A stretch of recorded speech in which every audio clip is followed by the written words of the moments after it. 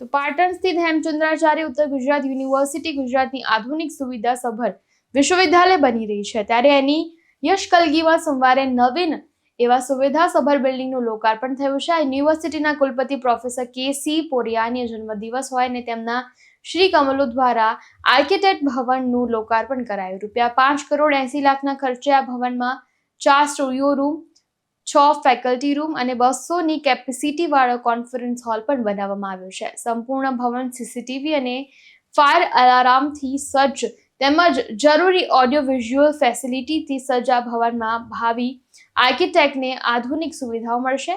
આ પ્રસંગે યુનિવર્સિટીના કુલપતિ પ્રોફેસર કે.સી. પોરિયાએ જણાવ્યું હતું કે મારા જન્મદિન નિમિત્તે વિદ્યાર્થીઓ માટે નવીન ભવનનું લોકાર્પણ થયું તે પુણ્યનું કામ છે. વિદ્યાના દેવી સરસ્વતીના આશીષ અને સરસ્વતી ઉપાસકોને મળે તેવા શુભાશીષ પાઠવું છું. તેમણે ભવન નિર્માણમાં વિદ્યાર્થીઓની જરૂરિયાતોને બારીકાઈથી ખ્યાલ રાખવા બદલ યુનિવર્સિટીના ઇજનેર અને તેમની ટીમનો આભાર માન્યો હતો. આ પ્રસંગે યુનિવર્સિટીના કુલસચિવ ડોક્ટર રોહિતભાઈ દેસાઈ, BOM સભ્યો દિલીપભાઈ ચૌધરી, મુકેશભાઈ પટેલ, વાલજીભાઈ, કિરીટભાઈ, ઇલાબેન સહિત વિભાગના વડા મીરાબેન અને અધ્યાપકો ઉપસ્થિત રહ્યા હતા. ધર્મેન્દ્રસિંહ દરબાર સાથે ચક્રવાત ન્યૂઝ, પાટણ.